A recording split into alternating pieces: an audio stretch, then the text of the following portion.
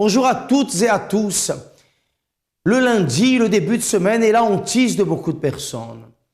Ou avant même d'avoir commencé à relever les défis ou à agir, sont déjà découragés, sont déjà fatigués, sont déjà désespérés. Mais il y a d'autres personnes pour qui le motif du découragement, le motif du désespoir, le motif de la tristesse est bien plus profond. Et c'est ce que nous allons voir aujourd'hui dans le témoignage de Monsieur Jean Gilbert.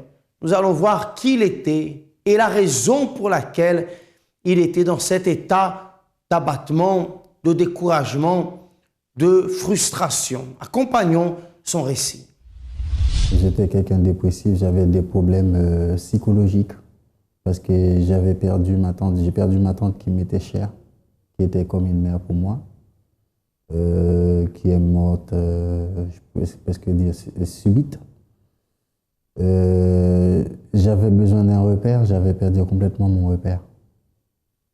Là où j'étais dans ses funérailles, quand je suis arrivé dans l'avion au retour d'enfance, j'avais une douleur atroce. Je croyais que j'allais mourir. Le jour même, j'ai déposé mon sac, j'ai été directement aux urgences. Ils m'ont fait des examens, mais ils ne voyaient pas ce qui me faisait mal. Ils m'ont donné du Doliprane que j'avais déjà pris dans l'avion qui ne faisait rien du tout. C'était très dur. C'était très très compliqué. Je ne pouvais même pas dormir. J'avais une seule chose en tête, c'est de voir un psychologue pour parler. Mais dans ma tête, il y a une autre voix qui me disait un psychologue ne sert à rien du tout. Lui-même, il a des problèmes, il a ses propres problèmes. J'avais plus besoin de prière plus que de psychologues. À chaque fois que je fermais mes yeux, je voyais ma tante. Je me rappelle de tout ce qu'elle me disait, tout ce qu'on faisait quand j'étais petit, quand j'étais grand, tout ça. On était, comme je dis, on était très très très proches. On se parlait au téléphone tous les 3 jours, tous les 2 jours. Intérieurement, j'étais perdu. Même ma femme me disait, il faut que tu pries, il faut que tu pries, il faut que tu pries. Mais elle ne sentait pas ce qui se passait à l'intérieur de moi.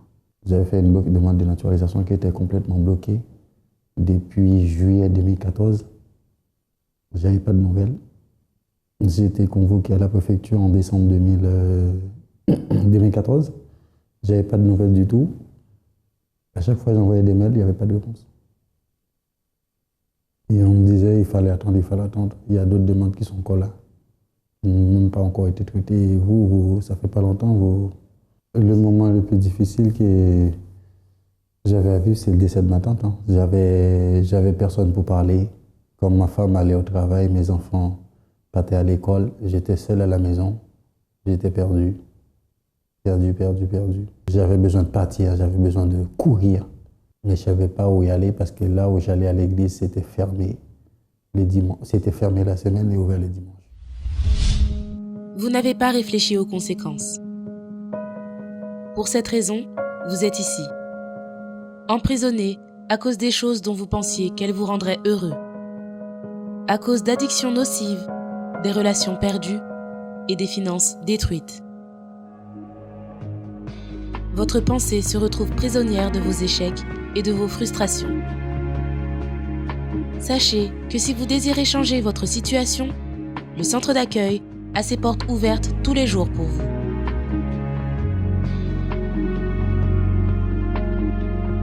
Nous souhaitons vous aider à vous libérer de toute prison où vous vous trouvez.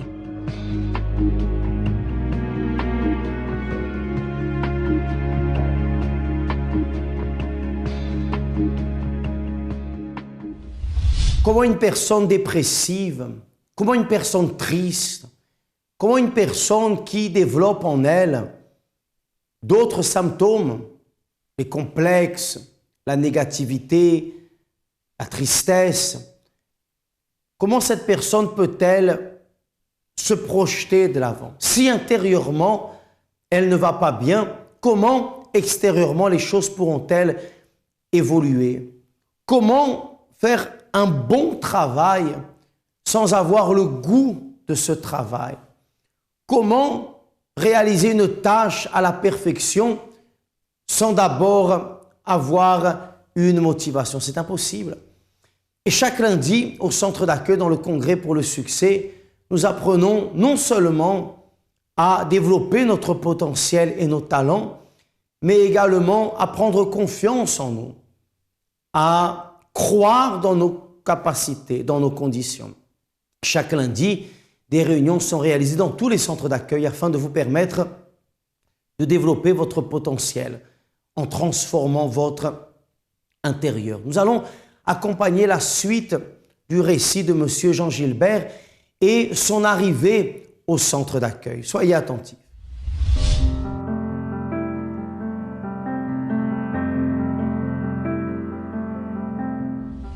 Quand je suis arrivé au centre d'accueil, j'étais complètement perdu, dépressif. Et c'est comme ça que je suis arrivé, parce que ma femme m'avait emmené ici au centre d'accueil les dimanches. Des fois, elle venait le samedi, elle me disait de venir avec elle. Je disais non, je ne viens pas. Et puis, c'est quand j'avais mon problème, je me rappelais que le centre d'accueil était ouvert tous les jours.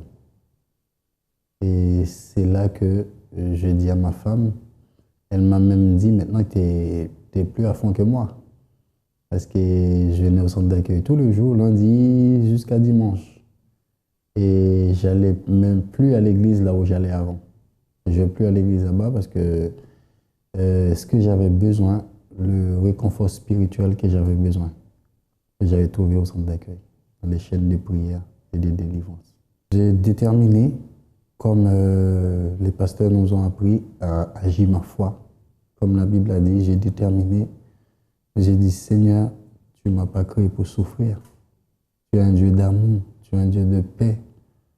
J'ai déterminé pendant la campagne d'Israël, j'ai dit, Seigneur, je te remets ma vie en sacrifice. De la même façon que Jésus a donné sa vie pour moi, il l'a déjà fait, il a tout pris à la croix. Je te donne ma vie en sacrifice, je te remets ma vie à la croix, sur l'autel. Ma vie ne m'appartient plus. Ma vie, elle appartient à Dieu. Maintenant, je te donne ma vie, pas à moitié, je te donne ma vie tout entière. Alors, ceux qui sont dans ce monde, qui sont perdus, quand ils décident de faire quelque chose, ils les ont. Mais moi qui suis un Dieu vivant, je ne dois pas avoir des blocages dans ma vie. Ni au niveau de la santé, ni au niveau professionnel, personnel. La campagne d'Israël représente pour moi une chaîne de prière, de déblocage, tout un moyen d'agir notre foi en Dieu, de faire manifester notre foi pour prouver à Dieu qu'on a confiance en lui, comme Jésus a dit, ne craignez point, mais quoi seulement, pour prouver à Dieu qu'on a confiance en lui. C'est comme ça que j'ai manifesté ma foi. Mon opportunité. Combien de fois cherchons-nous partout une solution, une aide, mais nous n'en trouvons aucune. L'opportunité est là. Je vivais une vie d'apparence. Aujourd'hui, je suis une jeune femme épanouie, j'aime ma famille et je suis qui je suis réellement. Une main a été tendue et des milliers de vies ont déjà été transformées. Des vies brisées ont été reconstruites. Évangélisé, j'ai reçu un semeur. Aujourd'hui, je suis une femme comblée, heureuse. J'ai plus d'angoisse, plus de tristesse. J'ai la joie de vivre. Ma vie sentimentale, c'est très très bien, on est très bénis. Votre opportunité d'aider ou d'être aidé est devant vous. Centre d'accueil, nous vivons ce que nous enseignons et sacrifions pour ceux dont nous rêvons. Si vous vous trouvez vous-même dans un état intérieur faible, fatigué, triste, abattu, sans perspective, sans vision, sans envie, vous dites, Christophe, je n'ai envie de rien. Vous parlez de participer à une réunion, mais je n'ai même pas la force de sortir de chez moi. Alors j'aimerais que vous notiez le numéro de l'AMI 24 heures, le 01 53 35 85 12, et que même si vous n'avez pas la force de sortir de chez vous actuellement, au moins vous avez la force de prendre votre téléphone et d'appeler l'AMI 24 heures. Et à travers une parole positive, à travers un message de courage, de force, alors j'ai la certitude que vous allez déjà commencer à vous sentir mieux et à relever la tête. Comme c'est arrivé dans la vie, dans le cas de Jean Gilbert. À travers les réunions, à travers la parole, à travers le message, il a compris qu'il y avait une autre alternative à cette vie de souffrance qu'il menait jusqu'alors.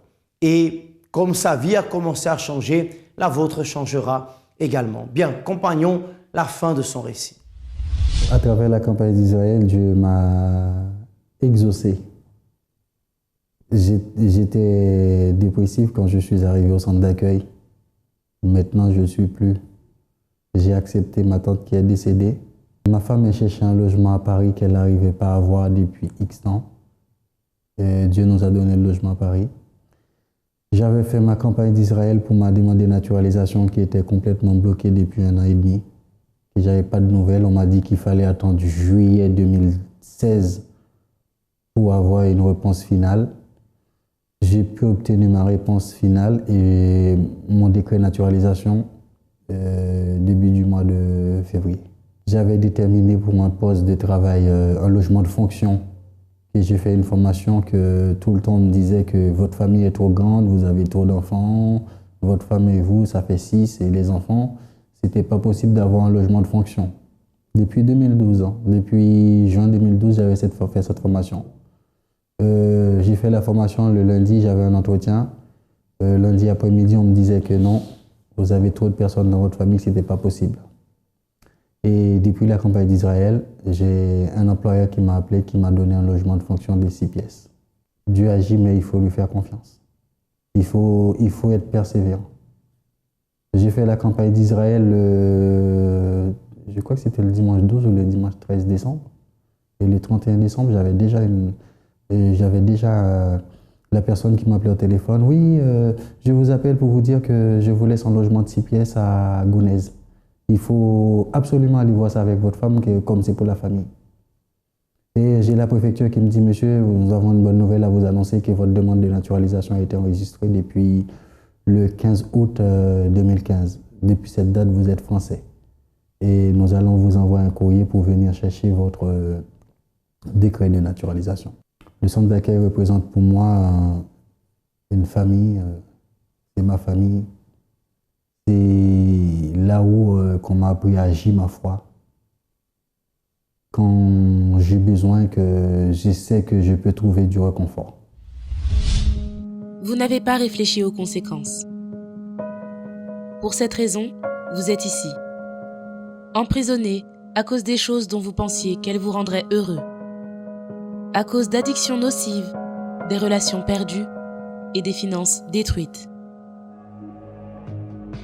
Votre pensée se retrouve prisonnière de vos échecs et de vos frustrations. Sachez que si vous désirez changer votre situation, le centre d'accueil a ses portes ouvertes tous les jours pour vous.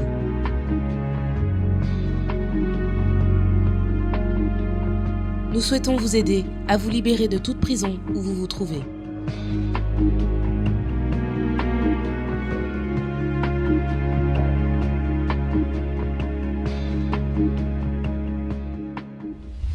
C'est le secret, la foi en action.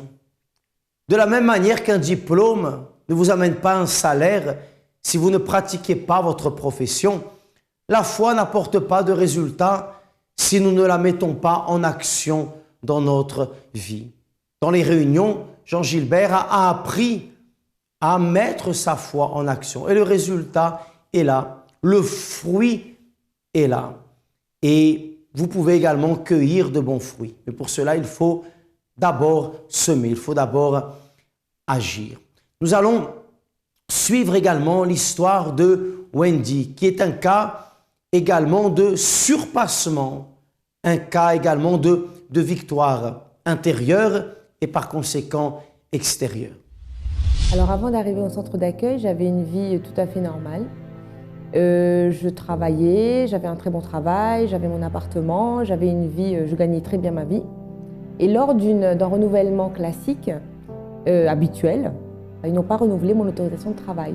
Et à partir de là, tout a commencé à changer. a dégringolé, donc j'ai perdu mon emploi. Je ne percevais pas de revenus, j'étais à la maison, donc parce que je ne pouvais rien faire.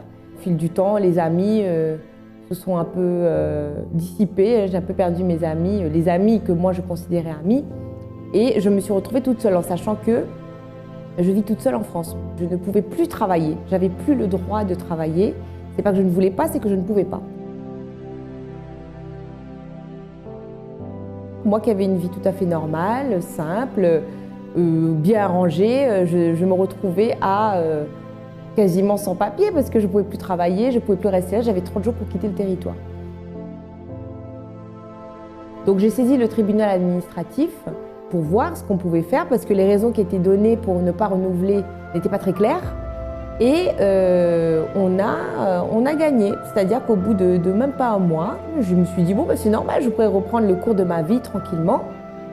Et ben non, c'est à partir de là qu'on va balader de mois en mois, de revenir, de repartir, de revenir, il manquait tel document, il fallait tel truc, rien n'allait en fait. C'est-à-dire que rien ne bougeait. À un moment, il a fallu que je lâche mon appartement. Donc du coup, je me suis retrouvée sans logement. Donc j'ai une copine qui m'a hébergée. En fait, j'avais plus rien.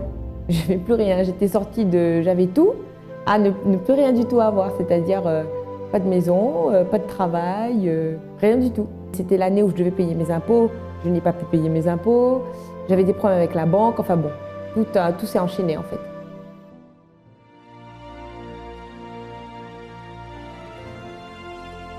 Alors c'est ma mère qui m'en a parlé.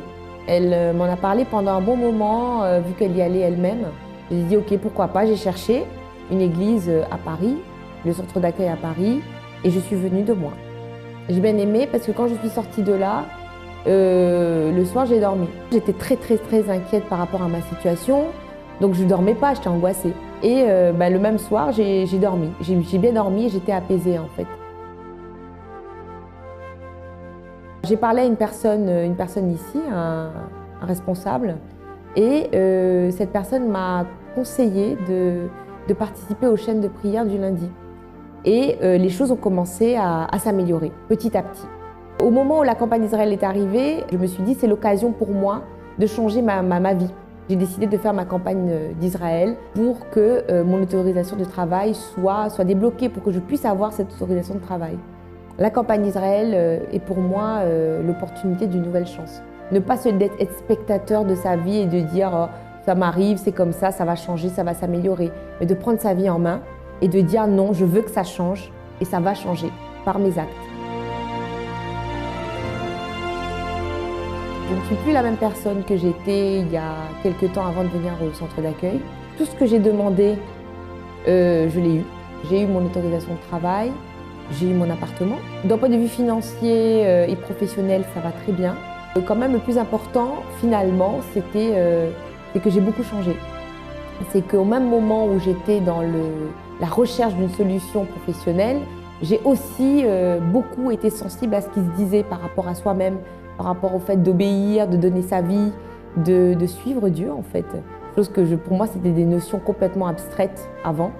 Maintenant, ce sont des choses très claires. C'est vrai qu'avant, je sortais beaucoup, j'étais beaucoup dans la fête, dans les soirées, les boîtes de nuit avec les amis. On va dire que j'ai connu avant, c'est-à-dire une vie où tout allait bien, entre guillemets, où on s'amuse, on fait la fête, on a tout le monde qui est là. Je souriais beaucoup, j'étais beaucoup dans l'apparence, c'est-à-dire que je ne montrais pas qui j'étais réellement. Ça n'allait pas vraiment à l'intérieur, mais j'étais là, normal. Toutes mes copines pensaient que tout allait bien. J'ai aussi connu le moment où ça n'allait plus du tout, où j'avais tout perdu, et le moment où Dieu a restauré ma vie. Et en ayant vécu ces trois étapes-là, j'ai choisi. J'ai choisi, et pour moi, ce que Dieu m'a donné là, j'ai pas de mots pour le décrire parce que je suis en paix. L'apparence que je montre maintenant, je suis réellement comme ça à l'intérieur. Le centre d'accueil représente la possibilité de découvrir une vie qu'on n'aurait pas imaginé avoir en fait. Chercher à être le meilleur. C'est le principal objectif de tous les entrepreneurs. L'idéal indispensable pour réussir à atteindre et maintenir le succès dans le monde des affaires. Mais quelle vision ont ces personnes ? À quoi pensent-elles ? Comment agissent-elles ? Et de quelle façon font-elles la différence ? Ce sont les questions à se poser pour pouvoir réussir. En premier lieu, soyez sûr de vous. Sans conviction, vous n'y arriverez pas. Pour combattre tous les scénarios négatifs, il est nécessaire d'avoir une vision toujours au-delà, savoir développer la créativité et bien sûr, croire que vos projets sortiront du papier. Tout cela implique des sacrifices, tant professionnels que personnels. Il est nécessaire de remonter vos manches et mener votre mission jusqu'à la fin, au-dessus de toute pression. Avoir un regard dirigé vers le futur est une devise à pratiquer. Savoir guider l'organisation du travail et imposer les changements pour faire face à une concurrence féroce. Un autre aspect très important de nos jours est la formation. Au-delà de toute expérience professionnelle sur le terrain, il est essentiel d'investir dans une formation ou qualification. Accompagner les changements dans tout ce qui arrive dans votre domaine de travail fonctionne souvent comme un nouveau feu pour votre entreprise. N'oubliez pas que le premier impact est le plus important, que ce soit au niveau de l'image ou du langage. Présentez des stratégies différentes et osez. Dans ce monde d'entreprise, il est important de savoir où investir, se focaliser sur le marché, savoir quelles affaires sont en expansion et avoir des connaissances qui plusieurs fois proviennent de contacts ou de relations d'affaires.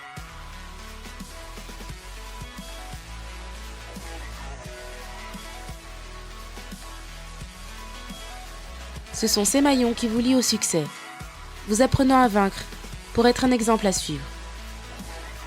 Ce sont les bases pour avoir une vision d'affaires et faire la différence, être invincible.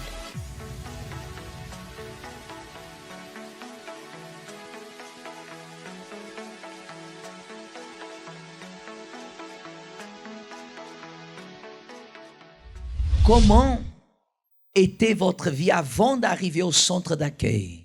Avant, j'étais une personne, j'étais toujours battante dans la vie du monde. J'étais une personne très nerveuse, toujours prête à combattre tous les obstacles. Mais je n'obtenais rien du tout. Par contre, je travaillais, ça fait déjà 30 ans que je travaillais en cuisine. Et je faisais des extras, j'avais de l'argent qui arrivait en abondance, je dépensais de l'argent, je faisais des extras, j'étais toujours en train de voyager. Spirituellement, je disais, parce que je faisais beaucoup de pèlerinages dans tous les pays pour pouvoir obtenir quelque chose. Même on me demandait qu'est-ce que je cherchais, j'ai dit je cherchais Dieu. Mais chaque fois que je revenais d'un voyage, j'avais autant d'obstacles devant moi et je me disais à chaque fois, je me préparais pour combattre, quoi. C'était tout le temps. Et puis, après des années, je suis tombée malade. J'avais beaucoup de problèmes de santé. Diabète, tension. Et Diabète, tension. Oui. Et je commençais à ne plus pouvoir marcher. J'ai arrêté de faire tous les extras que je faisais. Et quand on est malade, on ne peut plus avancer. Ma vie financière qui s'est écroulée. Et je me retrouve avec mon genou, je ne pouvais plus marcher, j'ai une prothèse au genou. Oui. Et c'est de là que j'ai rencontré une ouvrière qui m'a donné son témoignage.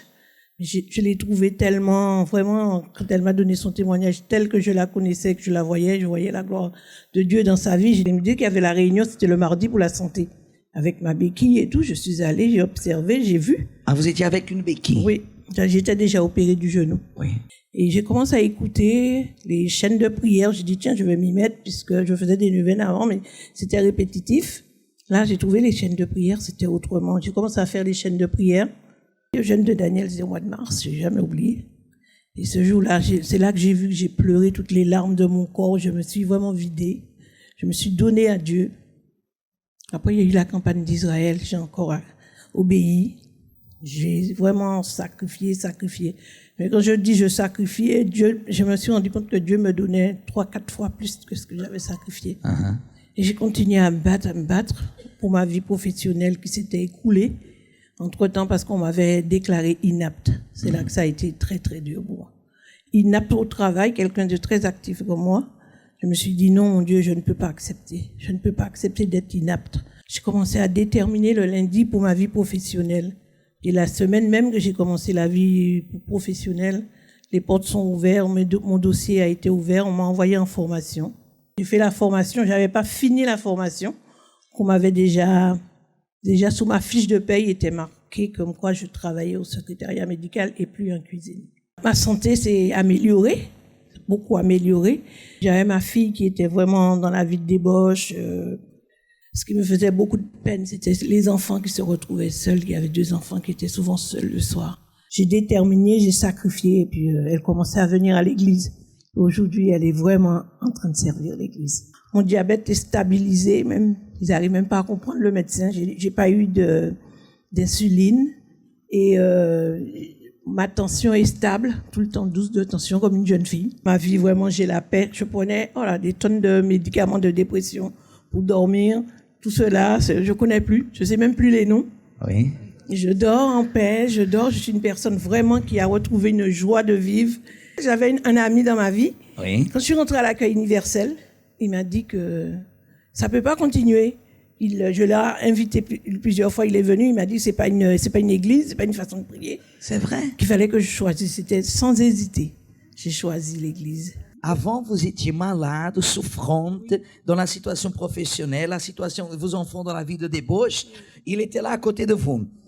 Votre vie a été restaurée, vous avez sauvé votre vie et il vous dit choisis l'église. Oh, ça c'est pas même une église, au moins. On s'est séparés, voilà, et puis ça fait 4 ans et je persiste et je trouve vraiment ma vie, ça valait la peine de séparer parce que la vie spirituelle, je peux dire j'ai grandi, mais énormément spirituel. C'est ce que je cherchais toute ma vie. Depuis 30 ans, je l'ai cherché et je l'ai trouvé à l'accueil universel. Félicitations, madame. Que Dieu vous bénisse. Merci beaucoup pour votre témoignage.